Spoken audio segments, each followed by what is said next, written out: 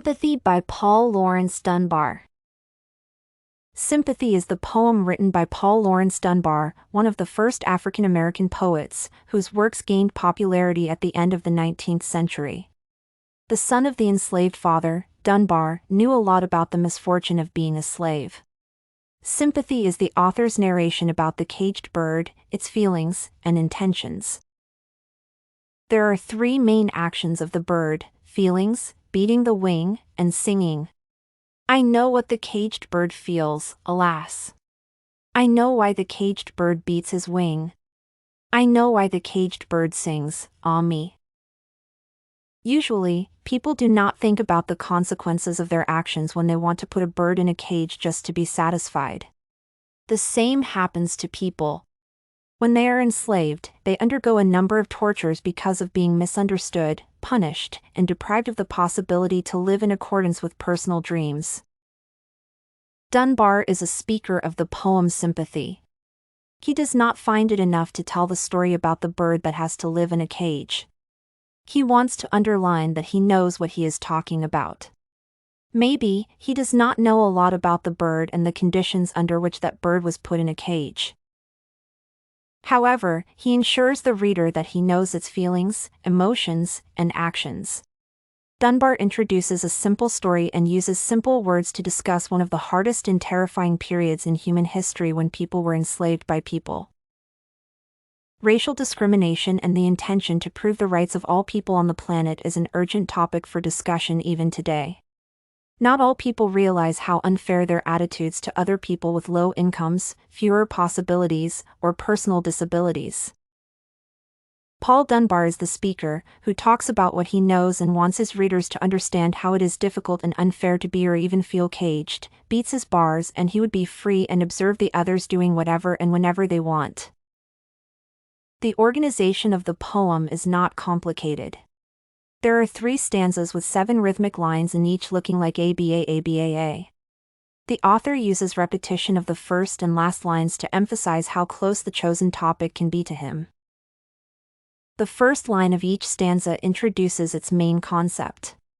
The next line is a kind of explanation of choice.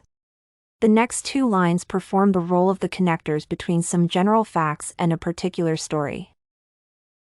The following 2 lines are the enumeration of the facts that help the reader to understand the essence of the speaker's message better, but a prayer that he sends from his heart's deep core, but a plea that upward to heaven he flings. And the final line is the repetition of the first line to mention how burning and personal the idea of the bird in a cage can be. This kind of an echo in each stanza affects the reader a lot, as if the speaker tries to finish the thought, but the reality does not provide him with such an opportunity. At the end of the 19th century, it was not allowed to write about the threats and challenges of slavery. Still, people, like Dunbar, made attempts to share their experience and used metaphors in their works.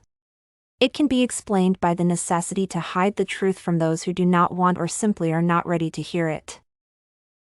The title of the poem, Sympathy, is the main metaphor that explains what it means to be a black man in the middle of the 1800s. The caged bird may be interpreted as a black enslaved man, who is trying to get rid of the duties and tasks given, or as a soul that cannot understand why the body has to follow all those rules and meet the expectations.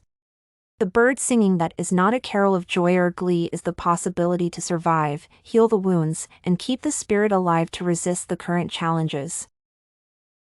In addition to the metaphors, it is possible to find several unclear words like chalice or fane. This choice may be explained as the formal language of that period. However, not only words may confuse the reader. For example, there is a necessity to clarify how old the bird in the case can be. And a pain still throbs in the old scars, and they pulse again with a keener sting. Can it be that the presence of old scars means the age of a bird, person, or the frequency of bites a young bird has to survive? This question remains to be open even after reading the poem. An unclear sense of the author's messages may be observed in other poetry. For example, in Browning's My Last Duchess, the speaker, the Duke of Ferrara, shares his marriage experience with the Duchess with the reader. He admires the lady because she had a heart, how shall I say? Too soon made glad. Due to all her smiles, that is one of the metaphors in work, she gave, the Duke could not share the Duchess with the others and made sure that all smiles stopped together. Donne's The Flea is also full of metaphors with the help of which the speaker wants to describe his intentions in regard to his beloved woman. The image of the flea is used by the speaker to accomplish his main goal and enjoy a sin, nor shame, nor loss of maidenhead. The sin is a metaphor for the possibility of the development of sexual relations and man's opportunity to touch each part of the female body as if he was a flea. In comparison to these examples, Frost's metaphors are defined as the most challenging and interesting. His The Road Not Taken undergoes numerous discussions for a long period of time. On the one hand, it is impossible to avoid the fact that two roads symbolize the choice people have to make in their lives. However, it is unclear why there are only two roads because people get access to millions of choices at the same time. On the other hand, the author divides the world into two parts, and a person is free to choose one because sorry I could not travel both, and be one traveler. Still, it is hard to resist the temptation and be confident in the choices made. People are not able to return in time and have to continue living with the burden of the choices they prefer. All these poems are understood by people in a number of different ways. It is possible to believe that the poems teach the reader to think about the choices made when people get married, have sex, divorce, etc. At the same time, the chosen poetry is an opportunity to realize how wrong and inappropriate people's thoughts can be. In fact, much depends on the reader and his or her desire to accept poetry and the author's messages. People and their tastes differ, and they cannot be understood all the time.